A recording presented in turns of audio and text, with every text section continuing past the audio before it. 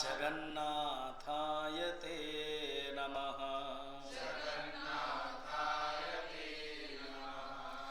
इतिहास पुराणाभ्याम वेद संभव्यते। इतिहास और पुराण के माध्यम से वेद के जो अर्थ है, जो परोक्ष अर्थ है, उसको प्रकट होता है। वेद के मुख्यतः जो दो भाग है, एक है मंत्र और ब्राह्मण भाग में परमात्मा ईश्वर के महानता वर्णन है, और उपनिषद में भगवान का स्वरूप वर्णन है।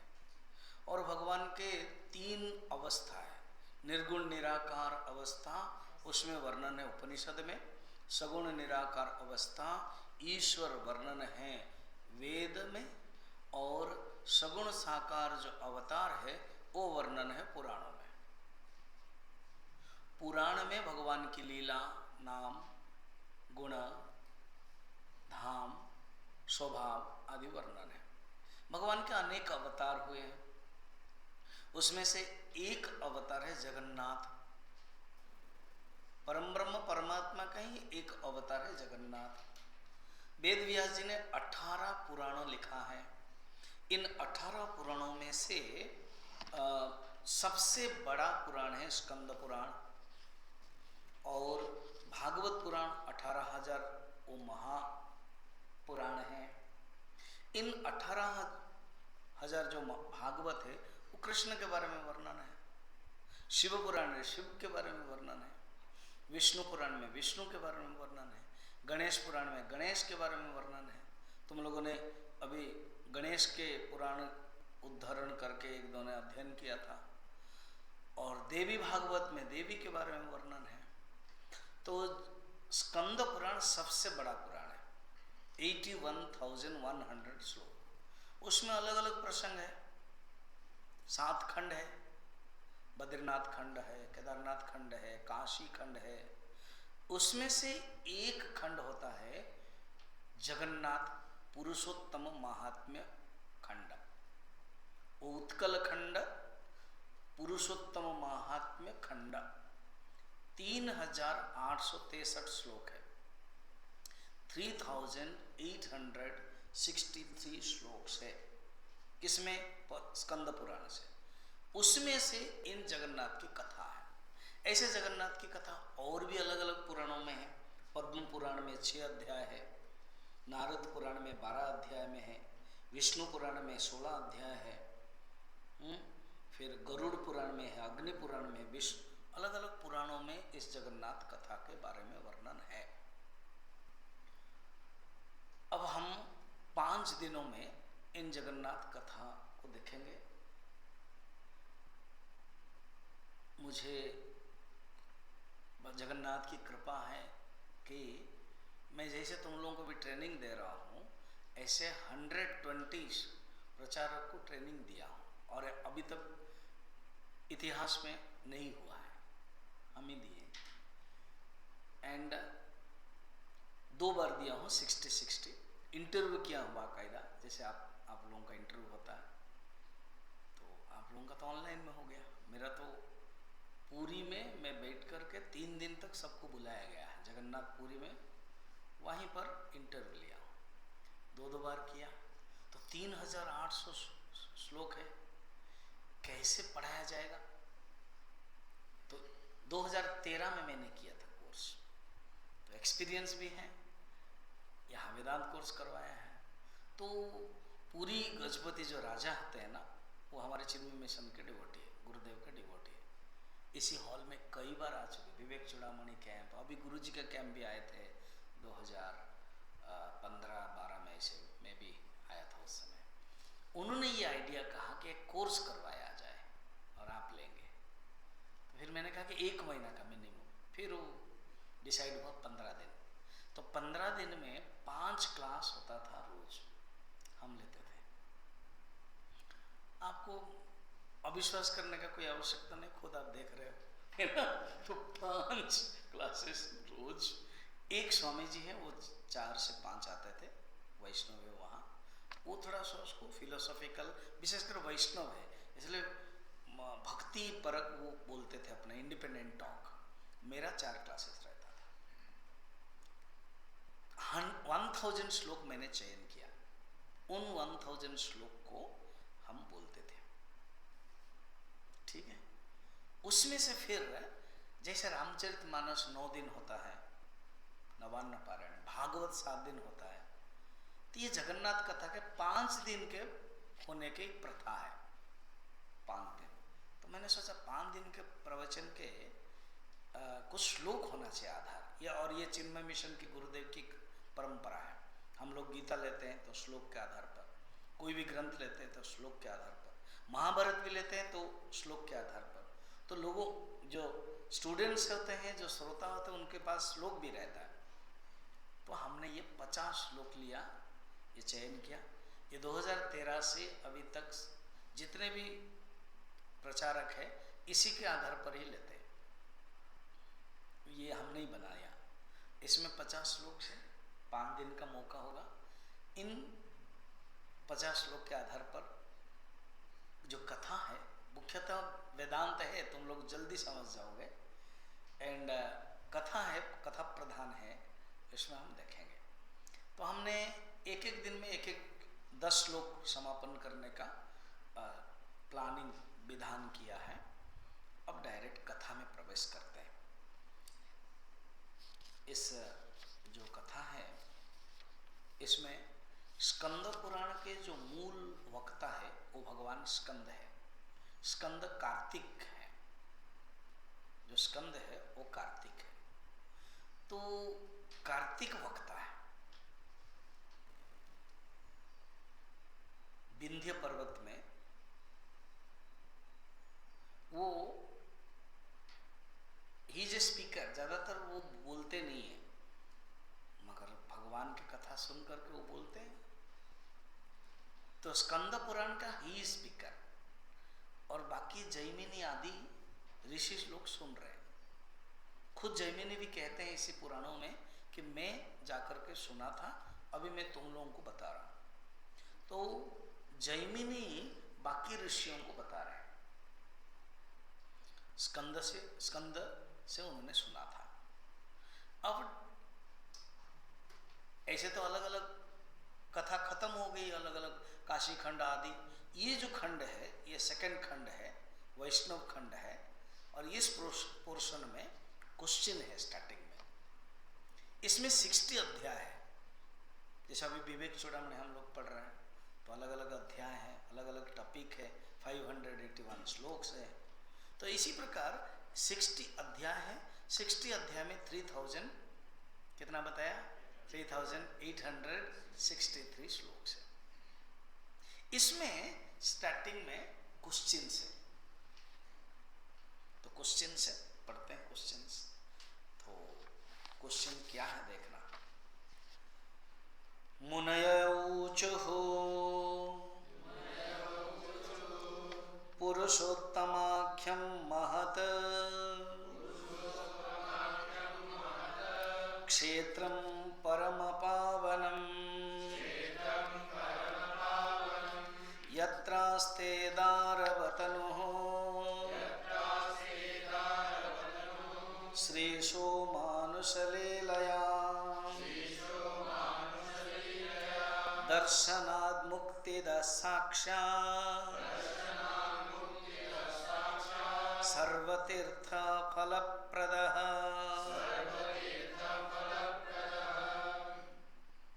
अब इस श्लोक को समझने के लिए भूमिका ऐसी है।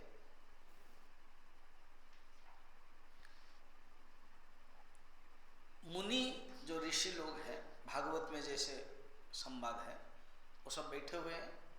ये कहते हैं ये कथा नैमिषारण्य में चल रहा, और जैमिनी ऋषि यहाँ का वक्ता है। जैसे भागवत के जो वक्ता है वो सूत महाराज है, और शौनक ऋषि पूछते हैं। तो यहाँ बाकी सब ऋषि पूछते हैं क्या है, हमने सुना है ये जो पुरुषोत्तमाख्यम, पुरुषोत्तम जो धाम है, महत् क्षेत्र है, उसमें भगवान विष्णु लकड़ी बनकर के आए हैं। दारव, दारू मने लकड़ी, दारव, तनु मने शरीर, ये दारू शरीर है वहां, ये बड़ा आश्चर्य है।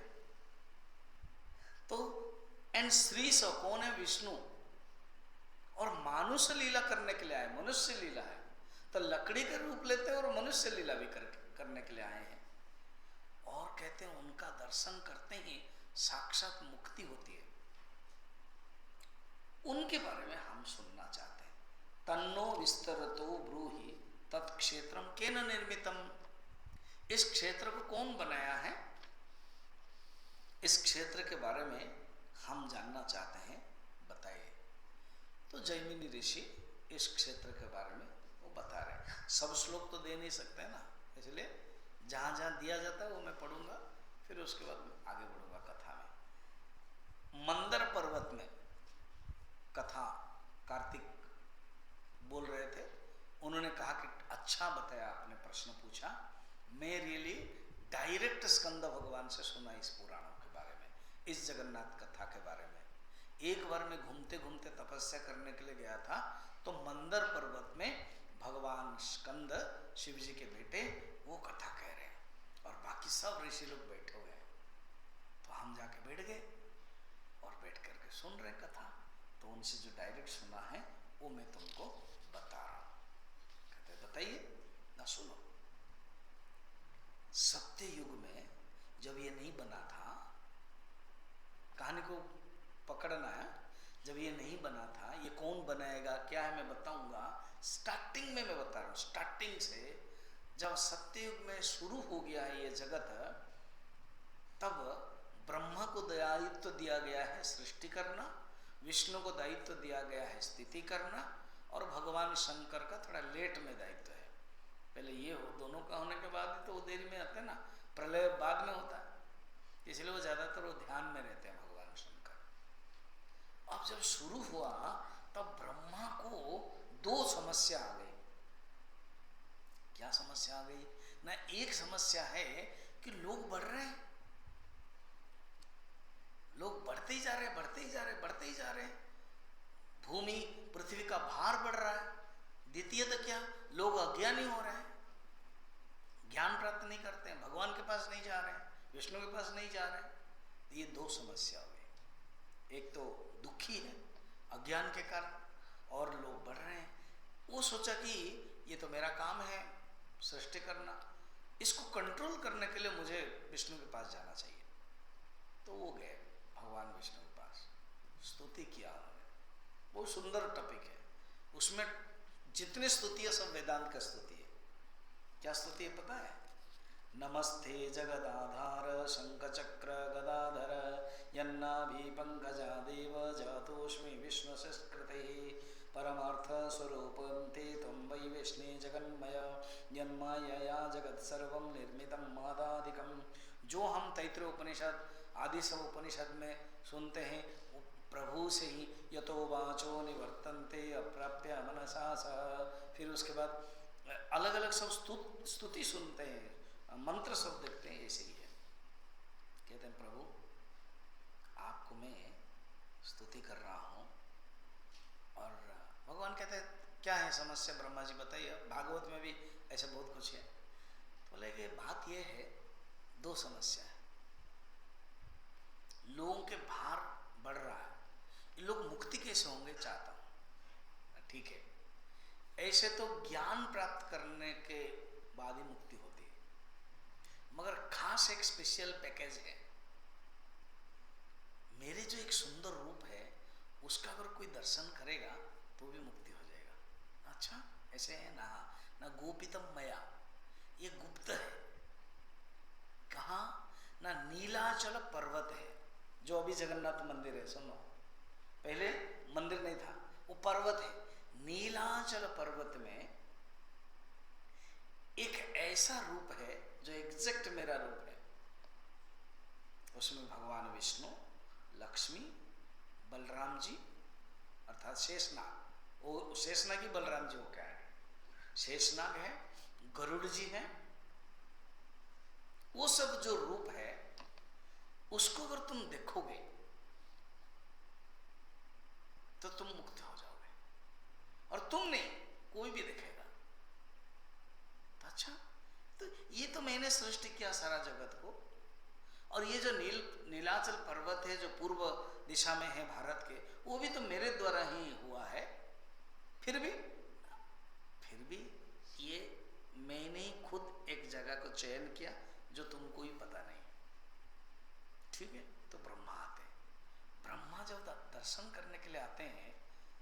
सचमुच सोचा कि ये क्लोनिक है ना डुप्लीकेट है। भगवान को तो मैंने वहां दर्शन किया था, फिर यही है। तो उन्होंने स्तुति किया।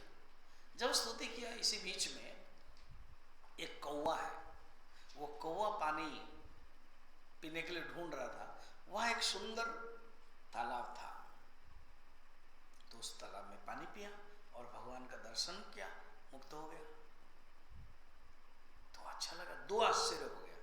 उनके दो समस्याएं, तो दो आश्चर्य। एक है भगवान उसी रूप में है, दूसरा है ये क्या हो गया। तो तुरंत Yamraj is the head of the department of जन्म मरण है, वो ढूंढने लगे कि पिताजी से मुझे बात करनी ना क्या। अगर ऐसे होगा कि मेरे खाता में मेरे हिसाब में कोई आएगा नहीं और बाईपास होकर के चला जाएगा, तो यमराज को खराब लगा। क्या प्रॉब्लम है कि वो जो कौवा है वो एक नीच योनि है, उसको सिस्टमेटिक आना चाहिए मेरे थ्रू से, मेरे फाइल में नहीं है। दर्शन कर लिया और निकल गया, तो फिर मेरे तो अधिकार भंग हो गया। वो पिताजी को बोलेंगे, अपने ब्रह्मा को ही बोलेंगे, भगवान विष्णु को तो नहीं। ढूंढने लगे कहाँ, देखा कि यहाँ वो आए। जब उन्होंने अपनी समस्या कहा तो भगवान विष्णु ने हंसने लगे, कहा कि लक्ष्मी को देखा। अभी आप बताइए। तो भगवान विष्णु को ने लक्ष्मी को जब कहा, तब लक्ष्मी क्या बोल रहे हैं उनको देखना। नंबर 2,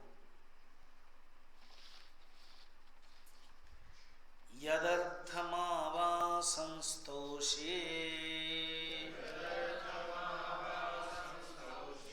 क्षेत्रेऽस्मिन् दुर्लभमिहि तत्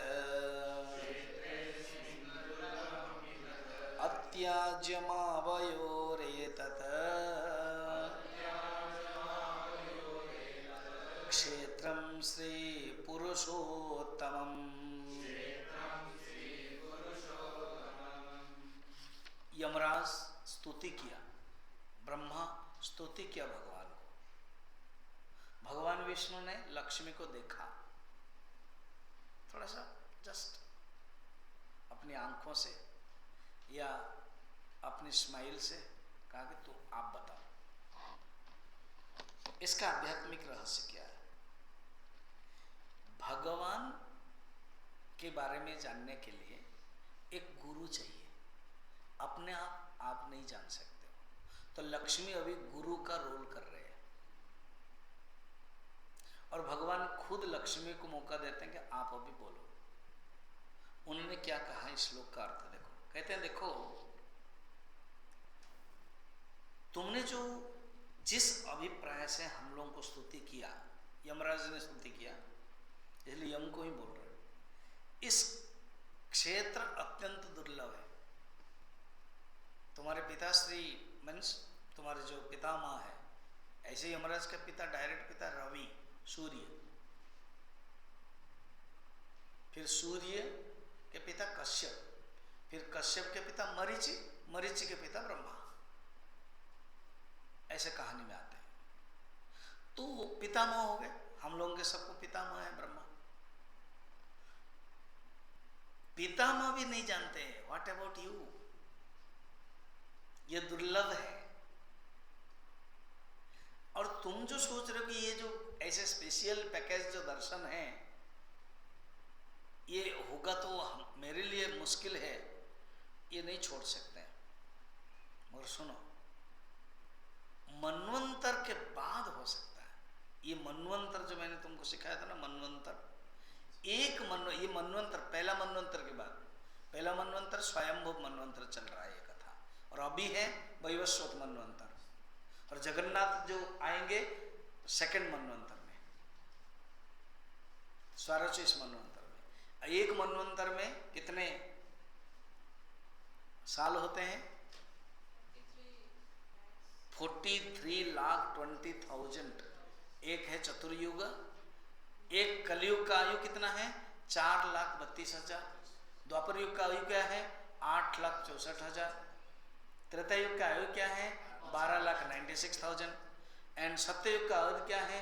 17,23,28,000 सब मिला करके 43,22,20,000, इसको कहते हैं एक चतुर्युग इंटू 71 इज इक्वल टू एक मनवंतर। अर्थात एक मनवंतर में 71 बार सत्ययुग, त्रेता युग, द्वापर युग होगा। अभी कलयुग का 5122 चल रहा है, पूरा हिसाब है, गणना है। 4,32,000 आयु है कि अभी जो स्वरचित मनवंतर स्वयंभू मनवंतर में चल रहा है, ये अभी असंभव है। ये स्पेशली जो भगवान ने कृपा किया है, ये लीला है भगवान की। जैसे राम आए, जैसे कृष्ण आए, ये भी लीला। तो राम और कृष्ण से पहले जगन्नाथ, याद रखना, अभी सब पता चल जाएगा तुम लोग। तो कहते हैं सुनो, ये जो रूप है, अभी जगन्नाथ रूप नहीं आया, जगन्नाथ रूप कैसे आएगा वो बताएंगे। अभी वो ओरिजिनल रूप है, लक्ष्मी का रूप है। वो कहते हैं ये अभी तुरंत नहीं होने वाला है, मगर इसी सत्ययुग में एक राजा होने वाले हैं। उस राजा का नाम है इंद्रद्युम्न, और वो है मध्य प्रदेश के उज्जैनी के, उज्जैना, अवंतिका, जहां पर हमारे सांदीपनी गुरु रहते हैं, वहां भगवान कृष्ण जहां पर गए थे। और वो भगवान कृष्ण अभी वैवस्वत मनवंतर के 27वां द्वापर युग के, अभी 28वां कलयुग चल रहा है, 28वां द्वापर युग के, ये उसके पहले मनवंतर की बातें चल रही है। और इंद्रद्युम्न उसी समय के पुराने मनवंतर के हैं। अब ये मनवंतर के कॉन्सेप्ट तुमको समझने के लिए समय लगेगा, तुरंत नहीं समझ में आएगा। तो कहते हैं, अभी सुनो क्या, इंद्रद्युम्नो नाम राजा, युगे सत्ये भविष्यते, वैष्णव सर्वयज्ञानां आहर्ता शास्त्रकोविदः। माता लक्ष्मी यमराज को और ब्रह्मा को बोल रहे हैं, मुख्यतः यमराज को ही फेस करके बोल रहे हैं, और अभी ब्रह्मा को बोल रहे हैं। सुनो, सत्ययुग में एक राजा होंगे, विष्णु परायण राजा, इंद्रद्युम्न नाम राजा, युगे सत्य भविष्यति। सत्ययुग में, वो भी अभी सत्ययुग ही चल रहा है, बताने के लिए कहते हैं ये सत्ययुग में, द्वापर नहीं, त्रेता नहीं, कली नहीं, इसी सत्ययुग में पहला मनवंतर में एक राजा होंगे। वो वैष्णव है, वो भगवान विष्णु के भक्त होंगे। सर्वयज्ञानम आहर्ता, अर्थात सब यज्ञ करने वाले होंगे। आहर्ता जो करने वाले हैं, सब यज्ञ करने वाले हैं। और शास्त्रविद, शास्त्र को विद माने 18 ज्ञान उनके पास है, 18 शास्त्र ज्ञान है उनके पास। 18 जो शास्त्र है वो ज्ञान है। क्या क्या 18 शास्त्र? 4 वेद है। क्या क्या? ऋग्वेद, यजुर्वेद, सामवेद, अथर्ववेद। 6 उप क्या है? वेदांग है। क्या क्या? शिक्षा, कल्प, छंद, निरुक्त, व्याकरण, ज्योतिष। ये 6 हो गया, 6 4 10 हो गया। 4 उपवेद है, धनुर्वेद, गंधर्ववेद, आयुर्वेद, स्थापत्य कला। इसलिए आयुर्वेद एक उपवेद है। एलोपैथिक से भी आयुर्वेद बहुत पावरफुल है। अभी एटलीस्ट अभी 5-10 साल से आयुर्वेद का नाम हो रहा है, गवर्नमेंट चेंज के कारण। अदरवाइज दूसरा गवर्नमेंट तो दे ही नहीं रहा था। आयुर्वेद में फिर सनातन धर्म वो सब आ जाता है ना, वो लोग तो अभी बहुत आयुर्वेद यूनिवर्सिटीज निकले। ये उपवेद है, 14 तक आ गए हम लोग। और एक है उपांग। तो उपांग क्या क्या है? धर्मशास्त्र, न्याय, पुराण, मीमांसा। गोपाल को याद है, वो सुदामा बना था, वो आंसर दिया था। तो 18 शास्त्र इनको पता था। किनको? इंद्रदम्न पता होगा बोल रहे हैं, अभी तो हुआ ही नहीं ना, वो आए नहीं, ये फोरकास्ट कर देते हैं। लक्ष्मी ने फोरकास्ट किया ऐसे एक राजा होंगे, वो इतना परम भक्त है, उन्हीं के कारण भगवान चेंज हो जाएंगे, उन्हीं के कारण भगवान लकड़ी का रूप लेंगे, उन्हीं के कारण वो इतना बुलाएंगे कि वो भगवान क्या करेंगे, मंदिर भी बनाएंगे वही। तो अभी जो जगन्नाथ मंदिर देख रहे हो इन्होंने बनाया है सत्ययुग में। काल के कबलित के कारण चेंज होता है अलग बात है, वो मैं बताऊंगा। अभी डायलॉग सुनो, कहते इंद्रद्युम्न नाम राजा भविष्यति। अच्छा ऐसे बात है ना, तो वो पूछते हैं कि हम जानना चाहते हैं, फिर कहते हैं सुनो सुनो सुनो, वो क्या करेंगे, करिष्यते प्रजानाथ तदनुग्रह कारणा एकदारो समुत्पन्नः चतुर्धा संभविष्यति। बात यह है कि वो जब आकर के 1000 अश्वमेध यज्ञ करेंगे। अच्छा वो 1000 अश्व, अभी लक्ष्मी जस्ट शॉर्टकट में कुछ बता देते हैं फोरकास्ट, फिर हम डिटेल देखेंगे, क्योंकि अभी क्या करना, क्वेश्चन आ जाएगा, वो ऋषि लोग क्वेश्चन पूछेंगे, ये कौन है, कहाँ से आए, ये कौन है बताइए, कैसे हुआ, और देन ऑटोमेटिक आ जाएगा। अभी जस्ट फोरकास्ट करके छोड़ दिया उन्होंने। कहते हैं ये 1000 महायज्ञ करेंगे, अश्व यज्ञ, और करने के बाद समुद्र से एक बहुत बड़ा दारू निकलेगा। दारू माने लकड़ी, लकड़ी का जो लॉग होता है ना, एलओजी लॉग, वो निकलेगा। एक दारू उसी से तोड़ करके 4 मूर्ति होगी। एक दारू समुत्पन्नः चतुर्धा संभविष्यति, 4 बनाएंगे, और वो बनाएंगे विश्वकर्मा। विश्वकर्मा देवताओं के जो कारपेंटर, देवताओं के इंजीनियर। अभी अभी विश्वकर्मा सितंबर 15 ना 16 में गया ना, एक फिक्स डेट होता है, जो नौकरी कर किए हो उसको पता होगा, सितंबर ऐसे। तो ऐसी बात है, ठीक है, तो ला रही ऐसी बात है ना। अब पूछते हो कि हम जानना चाहते हैं, हाँ, फिर उसमें दारव नाना प्रतिमा विश्वकर्मा घटिष्यति, अर्थात ये विश्वकर्मा तैयार कर देंगे। उसको पढ़ते हैं, दारव प्रतिमानानि विश्वकर्मा घटिष्यति प्रतिष्ठापयिता तुम ही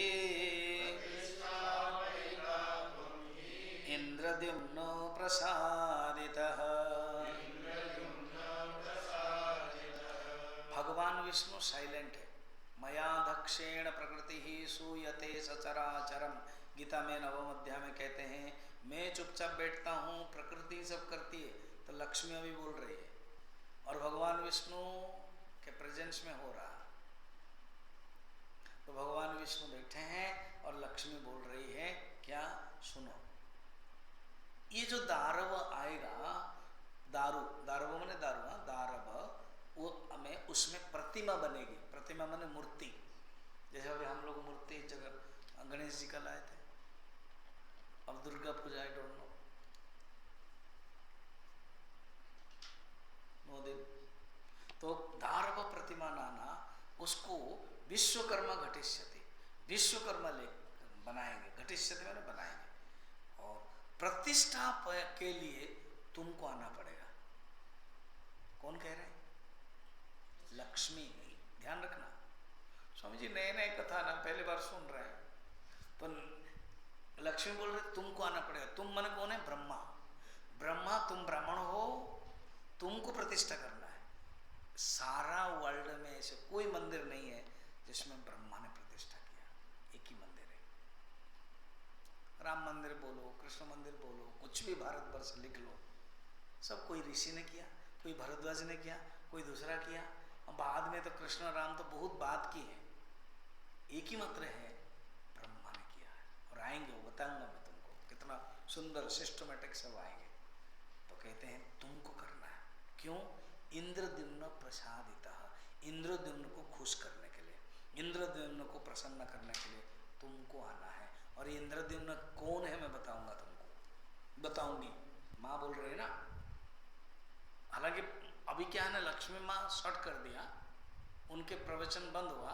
अभी वो ऋषि लोग पूछेंगे, जैमिनी बताएंगे ये कौन है, कौन से राजा है, वो बताएंगे।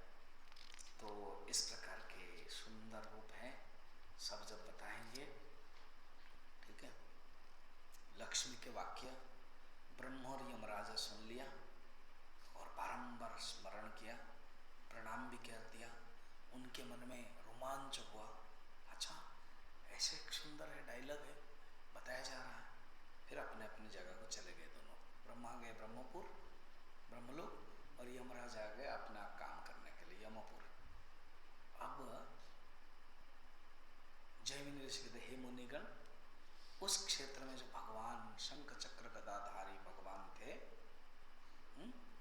इंद्रद्युम्न को प्रसन्न होकर के ही बलराम, जगन्नाथ, सुभद्रा, सुदर्शन चक्र बनकर के दारुमय में आकर के सब लोगों के लिए उपकार किया है। और वो सचमुच वो धन्य भगवान है। इस प्रकार है। तो जब इसने उन्होंने बताया, तब उन्होंने प्रश्न पूछा कि वो प्रश्न पूछा कि हम जानना चाहते हैं कि ये कौन है ये राजा। उसके बाद बताते हैं ये राजा कौन है, बता रहे। 6 नंबर, ओड्रदेश इति ख्यातः वर्षे भारत संज्ञके दक्षिणस्योदधे तीरे क्षेत्रं श्री पुरुषोत्तमम्।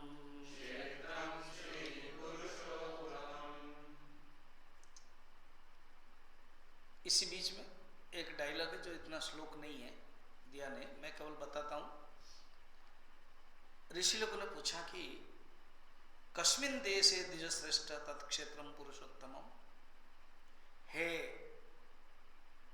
जैमिनी जी, ये बताइए ये पुरुषोत्तम कहाँ है? और यत्र नारायण साक्षात दारू रूप प्रकाशते, जहां पर नारायण साक्षात लकड़ी दारू रूप में आए हैं। तो कहते उत्कल नाम देशोस्ति।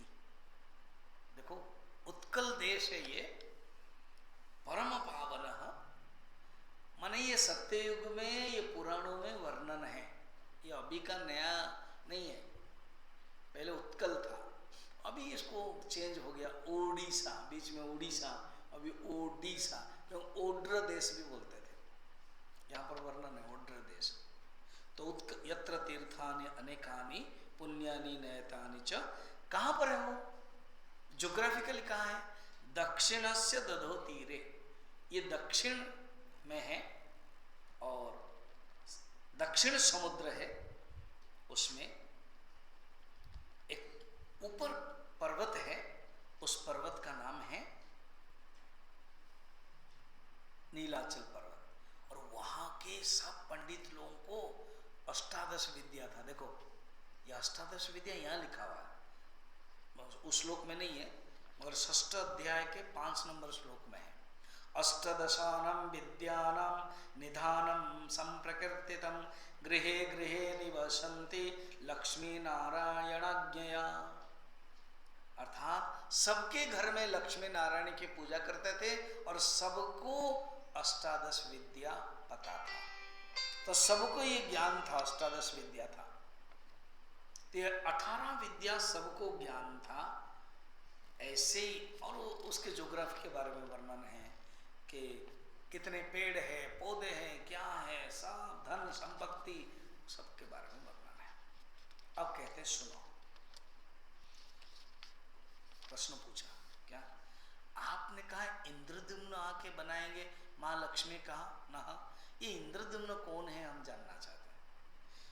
कस्मिन् युगे तु मुने इंद्रद्युम्नो भवन नृपः, कस्मिन् देशस्य नगरम कथम वा पुरुषोत्तमम्। सब श्लोक तो दे नहीं सकते ना, इसलिए मैंने डाला। सप्तम अध्याय के 1 नंबर श्लोक है।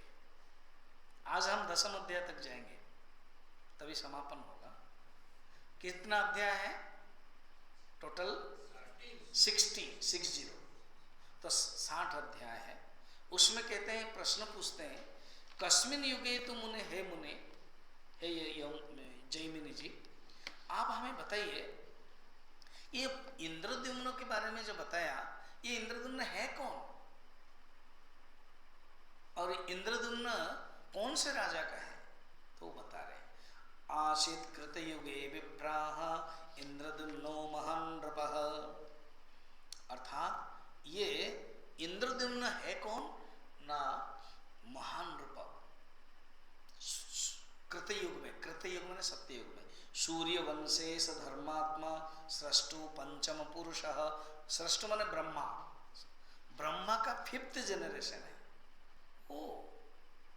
सृष्टु पंचम पुरुष, वो लक्ष्मी माँ ने भी कहा था कि तुम्हारे ही वंश से आने वाला है एक लड़का, एक भक्त, और वो कौन है? सूर्य वंश में आया है। कैसे सूर्य वंश में आया देखना। फर्स्ट है ब्रह्मा, सेकंड है मरीचि, थर्ड है कश्यप, फोर्थ है सूर्य, मनु, इक्ष्वाकु, इंद्रद्युम्न। ऐसे परंपरा में आते हैं। 5 हो गया ना, मरीचि, कश्यप, सूर्य, मनु, इक्ष्वाकु, 5 हो गया। पंचम पुरुष नहीं समझे?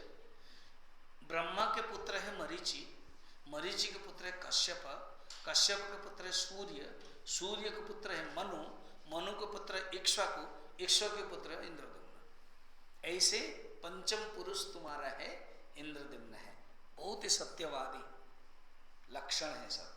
सदाचारः, सात्विक गृणाः, अध्यात्मविद ज्ञान, अध्यात्मविद ज्ञान उनको पास था।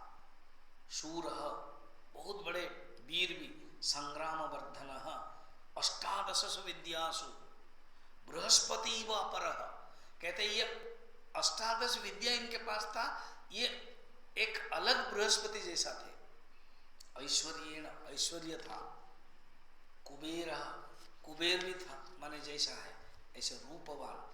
क्या बताएं, वो कहां पर थे राजा ना? अवंतिका नगर में राजा, अवंतिका उज्जैन, उसमें राजा थे। 55 में ही भगवान विष्णु के भक्त थे। उनके मन में एक ही वृत्ति थी, क्या? भगवान को दर्शन करना। भगवान को हम दर्शन करना चाहते हैं। कैसे भगवान को दर्शन करेंगे ये चाहते थे उनकी, क्योंकि धार्मिक थे वो, इसलिए रोज संध्या के समय सत्संग कराते थे। भगवान राम भी करते थे, रामचरितमानस में वर्णन है। भगवान कृष्ण भी कराते थे। खुद नारद जी जाते थे वसुदेव के पास तो सत्संग होता था। भगवान कृष्ण भी बोलते थे आज रुक जाइए रात में, ऐसे वर्णन है महाभारत भागवत में भी। तो वो जो राजा है वो सत्संग कराते थे। सत्संग में क्या करते थे, जो परिव्राजक सन्यासी वो लोग जो घूमते थे उनको रोकते थे और उनको बोलते थे आप बताइए, प्रवचन दीजिए। और एक ही क्वेश्चन था, कहाँ गए थे आप? ना केदारनाथ। कहाँ गए थे? बद्रीनाथ। कहाँ गए थे? मानसरोवर। कहाँ गए थे? दक्षिण के। क्या आपने भगवान से बातें की? ये बड़ा मुश्किल है। क्या भगवान आपको बातें किया? भगवान की स्मितहास्य आपने अनुभव किया? क्या भगवान आपको कृपा किया? आपने दर्शन किया ये तो ठीक है, क्या भगवान ने आपको बातें किया? तो ये सब लोग हम आंसर चुप। तो ठीक है, नमस्कार करते थे, खुश नहीं होते थे। समझ में आया? अर्थात खुश नहीं होते थे। वो चाहते थे ऐसे कोई मुझे बताए जो भगवान, जो तीर्थ सारा भारतवर्ष में कोई जीवंत हो, कोई बात करे। सब लोग ठीक है दर्शन करने के लिए बोलते हैं, और देखो हम लोग भी दर्शन करते हैं, और ऐसे भावना लेके तो नहीं जाते हैं कि वो भगवान हमें बात करेंगे। डिफिकल्ट है ना, हम सोचते भी नहीं, और इनके मन में ऐसे था कि क्या कोई बात कर सकता है, तो सब लोग अपने अपने कर। एक दिन क्या हुआ, एक जटिल मुनि एक ऑल एंड सडन आ गए, कहते ये भगवान ही, जगन्नाथ ही, विष्णु ही इनको कृपा करने के लिए जटिल मुनि होकर आए।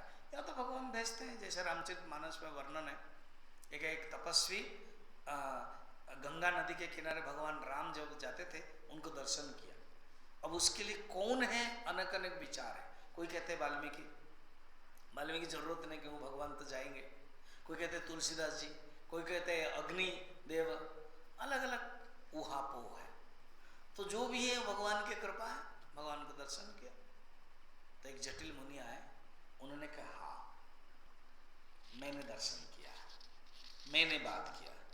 अच्छा कौन है ना, पुरुषोत्तम क्षेत्र है, तत्र उषितम मया राजन वर्षम श्री पुरुषोत्तमम। वो उसमें नहीं है, चिंता मत करो, मैं जब होगा मैं बोलूंगा, आप आराम से सुनो। कहते हे राजन, मैं भी बहुत तीर्थ घूमा सारा भारतवर्ष में, क्या गिनाऊं आपको, मेरा काम ही है घूमना, बहुत लोग घूमना पसंद करते हैं। तो वो परिव्राजक था, मगर एक साल में पुरुषोत्तम नीलाचल पर्वत में रखा, और उस नीलाचल भगवान को मैंने दर्शन किया, और वो भगवान की आंखें पलक पड़ती है। और एक गुप्त बात बोलता हूँ, देवता लोग रोज आते हैं, आरती करते हैं, षोडशोपचार पूजा करते हैं, और भगवान को आरती करते पूजा करके फिर जाते हैं। देखो मैं श्लोक पढ़ता हूँ ओरिजिनल, वहाँ नहीं है। तत्रोषितम मया राजन वर्षम श्री पुरुषोत्तमे, पुरुषोत्तम जगह में एक साल मैंने वहाँ रहा। तत्रो उषितम, उषितम माने रहा। तुष्ट्यर्थम देव देवस्य व्रतीना वनवासिन, मैं वनवास रूप में वहाँ पर रह करके तपस्वी बन करके रहा। प्रतिरात्रम भगवतः दर्शनाय दिवोकसम, हर रात, प्रति रात माने हर रात है, एवरी नाइट, भगवत दर्शनाय, इतना सिंपल है संस्कृत है ना, भगवान के दर्शन करने के लिए देवता लोग, देवोकसम माने देवता लोग आते थे। आगतानम महाराज, हे महाराज राजन, दिव्य गंधो हिमानुष, अपूर्व अमानुष सुगंध हो जाता था जब वो आते थे। और आकर के क्या करते थे, मैं बताता हूँ क्या क्या करते थे। नाना स्तुतिवतः कल्प वृष्टिश्च लभ्यते, महिमेशेत कुत्रापि विष्णु स्थाने प्रकाशते। सुनिए, वो आकर के पूजा करते थे, ऐसे भगवान की महिमा किसी तीर्थ में नहीं है। देखिए, महिमा एष न कुत्रापि विष्णु स्थाने प्रकाशते, महिमा भगवान की ऐसे कुत्रोपि न अस्ति। पौराणिकी प्रवृत्तिश्च श्रुता तत्र महीपते, सुनो इसी स्थान में ही मैं प्राचीन संवाद श्रवण किया था कि मैंने सुना था, क्या सुना था आपने, कि कौवा इसी भगवान का दर्शन करके पानी में स्नान करके मुक्त हो गया था। मैंने भी कथा सुनी थी। देखो, लक्ष्मी ने कहा था, यमराज ने देखा था, ब्रह्मा ने देखा था, वो जटिल मुनि ने भी देखा था, कहानी सुनी थी। उसने देखा नहीं था, क्या कहा उन्होंने, सुनो। पौराणिकी प्रवृत्तिश्च श्रुता, पौराणिकी कथा, प्रवृत्ति माने जो एक्टिविटीज, प्रवृत्ति, पौराणिकी कथा श्रुता, श्रुता माने सुना, मैंने, हे महीपते सुन लीजिए, मैंने सुना था। और ऐसे, और अगर आपको जाना है, नीलाचल पर्वत है, दक्षिण तीर है, पुरुषोत्तम धाम है, आप जाइए। ऐसे सुनते सुनते क्या हुआ, जैसे राजा यहाँ बैठे हैं और आप लोग बैठे हुए ऐसे, तो सब संत लोग बैठे थे, राजा बैठे थे, एक दो कोई राजगुरु आदि बैठे होंगे, और राजा क्या कहना, आंख बंद कर लिया, बाकी लोगों ने भी आंख बंद किया। वो जो सन्यासी अदृश्य हो गए, ये वर्णन है यहाँ पर, अकस्मात अदृश्य हो गए। जब आंखें खुले, वो सन्यासी कहाँ गए? मिले नहीं। सब लोग ढूंढ रहे, नहीं मिले। तो अभी क्या करेंगे? उन्होंने सोचा, राजगुरुओं को बुलाया, उनके अमात्य को बुलाया, मंत्री को बुलाया, पुरोहित लोगों को बुलाया और कहा कि मुझे तो जाना है वहां। तो जो सीनियर राजगुरु थे उन्होंने कहा ऐसे आप राजा हैं, ऐसे ऑल एंड सडन जाना ठीक नहीं है, पहले कोई एक ब्राह्मण को भेजते हैं। तो कौन जाएगा? कहते मेरा जो यंग भैया है उसका नाम है विद्यापति, वो भ्रमणशील कार्य है, उसको घूमने में बहुत अच्छा लगता है, उसको भेजते हैं। तो ठीक है, उसको भेजो। तो अच्छा, in the mean time in लोगों ने पूछा कि वो जो जगन्नाथ पुरुषोत्तम धाम है वो जो दक्षिण से है, कहाँ पर है वो बता रहे। मैंने पढ़ लिया था, औड्र देश इति ख्यातः वर्षे भारत संघ के, भारतवर्ष के जो नाम से औड्र देश करके है, दक्षिण शोधो धीरे क्षेत्रम श्री पुरुषोत्तमम, 6 नंबर श्लोक में था। ठीक है। अब फिर वो जो ब्राह्मण जो जटिल है ना, वो बताते बताते कहाँ पर है वो नील पर्वत में, वो बताया था, वो मैं बता रहा हूँ 7 नंबर में। यत्र नीलगिरि नाम समन्तात् काननावृतः तस्योत्संगे कल्पवृक्षः समन्तात् क्रोश संमितः।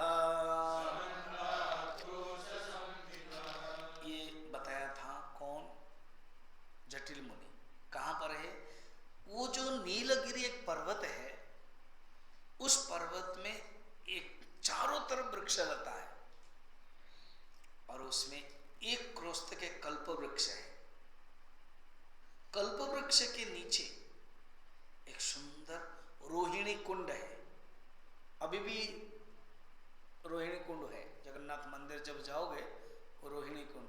अभी हमारे जा रहे हैं लोग, doctor Shashi Raj and doctor Ajay, तो मैं सब व्यवस्था करता हूँ, तो वहाँ वो दिखाएंगे उनको जगन्नाथ मंदिर, तो रोहिणी कुंड होता है। तो वो तो अभी रिप्लिका रूप में रखा गया है, क्योंकि वो पहले ओरिजिनल में बहुत तालाब जैसा, क्योंकि स्नान किया है विद्यापति ने, भगवान कृष्ण ने भी स्नान किया है, भगवान कृष्ण भी आए हैं यहाँ, बताऊंगा मैं, टॉपिक है शायद चौथा दिन में बताएंगे, तीसरा या चौथा दिन में भगवान कृष्ण दर्शन किया। लिखा हुआ है क्या पता है? माधव माधवम परिअर्चय, अर्थात माधव माधव को कर रहे हैं, एक माधव दूसरे माधव को, जगन्नाथ भी माधव, ये भी माधव, प्रणाम करते हैं, पूजा करते हैं और महोदधि स्नान करते हैं। समुद्र में स्नान करना बहुत पुण्य है, पंचतीर्थ उसमें से समुद्र स्नान। खुद भगवान कृष्ण और भगवान दो बार आए, एक अर्जुन को लेकर के और एक बलराम जी को लेकर के। बलराम बोले तुम अर्जुन को लेकर चले गए, मुझे नहीं लेके गए, तो चले बलराम जी और आए। वर्णन है महाभारत में भी और इसी कथा में भी है, महाभारत में। चलिए अभी कहाँ तक चल रहे थे? तो क्या है बता रहे थे, रोहिणी कुंड है और वहाँ सुंदर रूप है, ऐसे मैंने देखा है। शंख चक्र गदाधारी भगवान है, ऐसे वास करते हैं। अगर आपको दर्शन करना है वहीं जा सकते हो। तभी विद्यापति को बताया कि ठीक है, उसने कहा कि मेरे भाई जाएंगे। विद्यापति सारे रात चिंतन कर रहे हैं कैसे जाना है। तो यहाँ बोल रहे हैं श्रुति स्मृति इतिहास पुराण भी उस परमात्मा के बारे में बोल नहीं सकते हैं। वैसे जो परमात्मा के बारे में श्रुति भी थक जाती है, यतो वाचो निवर्तन्ते, वर्णन है यहाँ पर, श्रुति भी थक जाती है। देखो मैं बता रहे, श्रुति स्मृति इतिहास पुराण वाक्ये यद्रूपमास्थापयितुम न शक्यम। क्या ब्यूटीफुल जो वेदांत हम पढ़ रहे हैं ना, वही चीज यहाँ है। अर्थात श्रुति स्मृति वाक्य जिसको परमात्मा बोल नहीं सकते हैं, यतो वाचो निवर्तन्त अप्राप्य मनसा सहम, ऐसे परमात्मा को मैं देखना चाहता हूँ। कौन बोल रहे? विद्यापति। क्योंकि विद्यापति को दायित्व दिया गया ना, तो वो भी सोच रहे हैं। तो अगर हम भागवत को जोड़ेंगे ना, अक्रूर को जब कंस ने कहा कि जाओ कृष्ण को लेके आओ, अक्रूर की अवस्था भी वही है। आहा, मैं जब जाऊंगा रथ से नीचे आऊंगा, वो भगवान कृष्ण क्या कर रहे होंगे ना, बछड़े को प्यार कर रहे होंगे, मैं जाकर के प्रणाम करूंगा, वो मुझे चाचा कह के उठाएंगे, फिर मैं उनको प्यार करूंगा। ऐसे भागवत में वर्णन है, और सचमुच वही हुआ। जो सोच के गए थे वही किया उन्होंने। ऐसे ही यहाँ पर देखना क्या है, 7-8 नंबर। अहो अहो में खलु भाग्य संसे,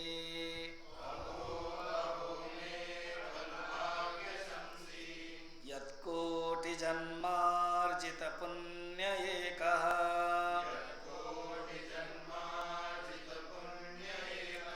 समोत्थितो मे खलु चर्म दृग्भ्याम्, विलोकयिष्ये जगदादिकन्दम्।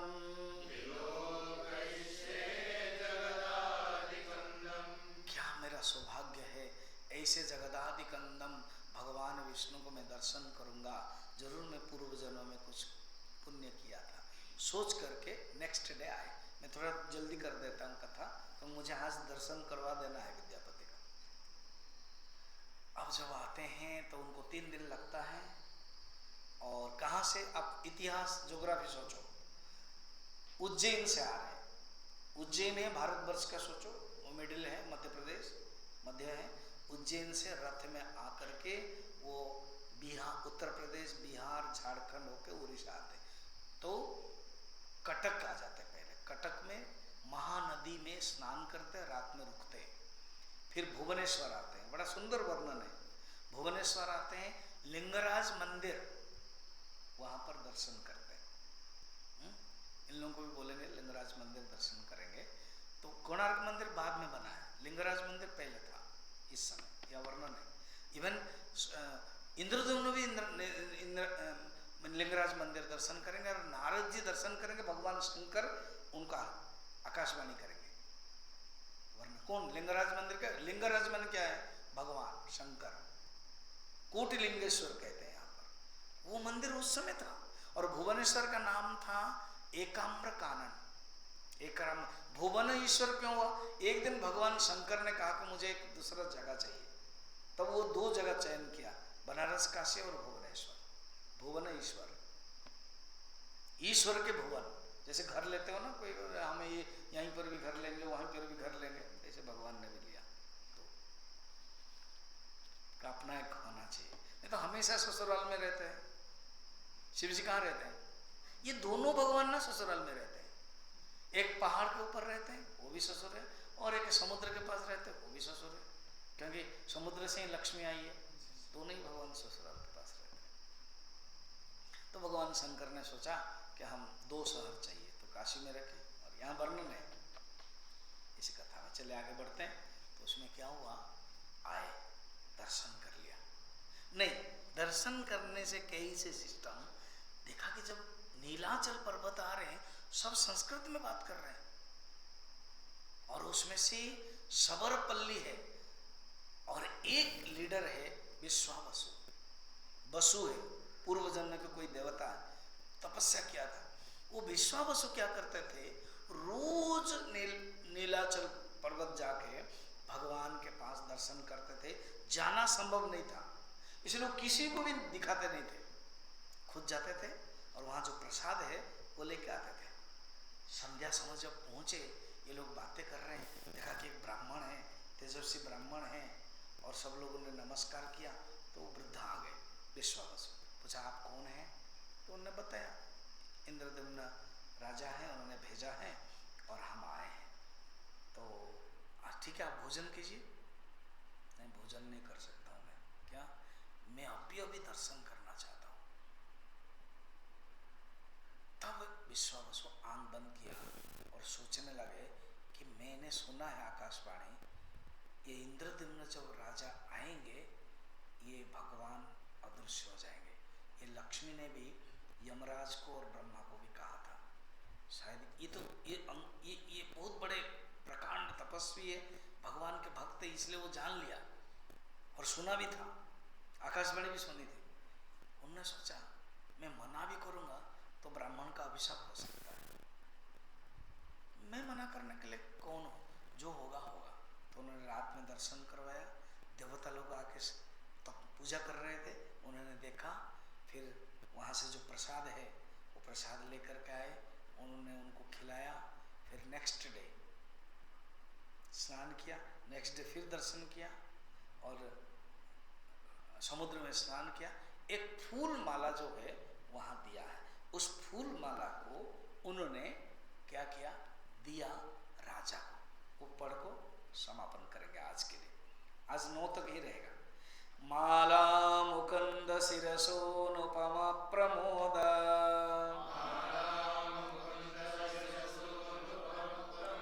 लाभाधरी कृत सुरद्रमकांत गंधा,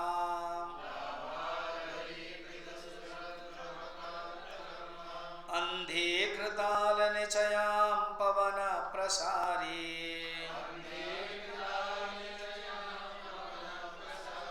गंध प्रणाशित जगत कलुषां नमामि।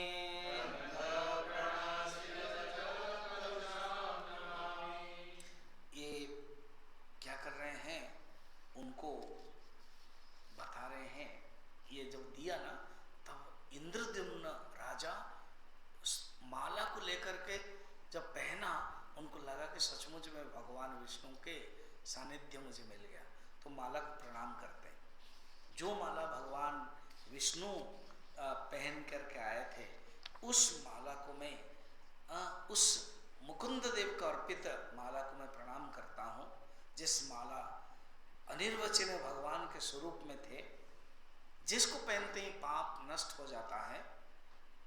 और ऐसे माला को अनुभव करके, स्पर्श करके चिंतन करते हैं और उनको बैठाते हैं और पूछते हैं कि आप बताइए क्या क्या आपने देखा। तो अब विद्यापति बताएंगे कैसे देखा, क्या क्या देखा, किस प्रकार के भगवान विष्णु के रूप को सुनेंगे। फिर वो क्या करेंगे, next plan, what is plan of action, वो हम लोग कल देखेंगे। ओम पूर्णमदः